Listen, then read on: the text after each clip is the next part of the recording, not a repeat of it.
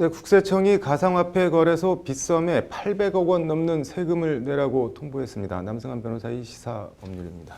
남 변호사님, 800억 원대 과세 통보 이게 어떤 내용인가요? 네, 빗썸의 최대 주주인 빗썸홀딩스의 지분을 보유한 비덴트가 공시한 내용인데요. 빗썸 코리아가 국세청으로부터 최근에 외국인 고객의 소득세 원천 징수와 관련해서 지방세를 포함해서 803억 원 상당의 세금 부과될 것을 통보받았다라고 밝혔습니다. 빗썸 코리아가 지금 이제 법적 대응을 준비하고 있다고 하는데 구제 절차 등을 거치면 최종 금액이 변경되거나 또는 납세하지 않을 수도 있다, 이런 취지로 밝힌 것으로 보입니다.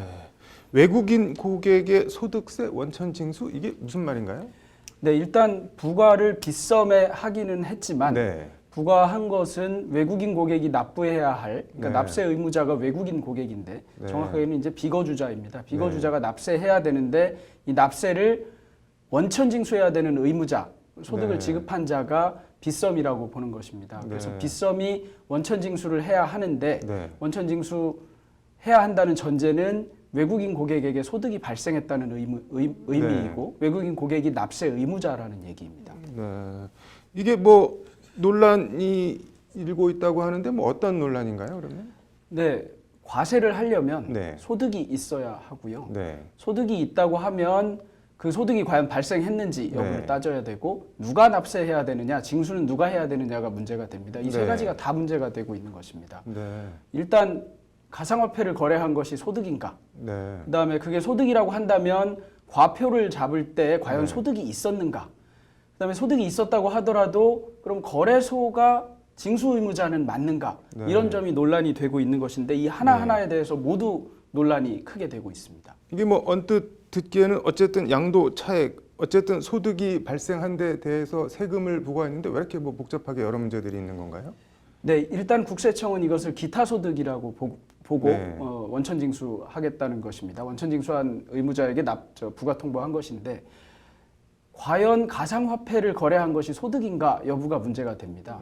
만약에 이게 화폐라면 화폐를 거래한 것에 따라서 이득이 발생했다고 해서 소득이 생기지는 않습니다. 달러를 싸게 샀다가 비싸게 팔았다고 해서 과세하지 않는 것하고 좀 비슷하게 보면 되는데 그렇지 않고 가상화폐가 자산 또는 가상의 자산이라고 본다면 이것의 거래에 따라서 생기는 이득은 소득이 될 수 있습니다. 지금 현재 국세청 입장은 소득이라고 보는 것 같습니다. 이게 물건이라서 그런 건지 가상 자산이라고 그런 건지는 이제 더 상세하게 살펴봐야 되겠습니다만 그런 점이 있고요. 그 다음에 그렇게 된다면 소득이 발생했는가 여부도 따져야 됩니다. 이게 여러 가지 논란이 있는데 소득이 발생했는가를 따져야 된다는 건 또 어떤 내용인가요? 소득은 일단 양도차액이 소득이라고 생각할 수 있는데요. 지금 해당 비거주자가 양도차액에 대해서 부과를 한 것인지 아니면 그냥 빗썸이 나중에 거래 후 최종적으로 남은 돈을 지급한 것에 대해서 부과한 것인지 이게 논란이 되는데 지금 보도되는 것만 봐서는 빗썸에서 최종적으로 지급한 돈을 기준으로 부과한 것으로 보입니다. 기타 소득의 경우에는 과세를 필요경비를 20% 정도 인정하고 거기에 대해서 다시 20% 정도의 세율을 부과합니다. 그러니까 한 16% 정도가 세율이 되는데 이때 기타 소득은 소득에 부과해야 되는데 그냥 현금으로 지급한 돈을 소득이라고 본 것이 아닌가 이렇게 보이는데요. 빗썸은 지금 그 부분도 문제 삼고 있는 것입니다. 이게 상당히 좀 복잡하고 어려운데 조금 더 쉽게 설명을 하면 어떤 뜻인가요? 예를 들면 이렇게 됩니다. 1,000만 원을 가상화폐에 투자해서 이득이 100만 원이 남아서 그 100만 원을 출금했다면 실제로는 1,100만 원을 출금하겠죠.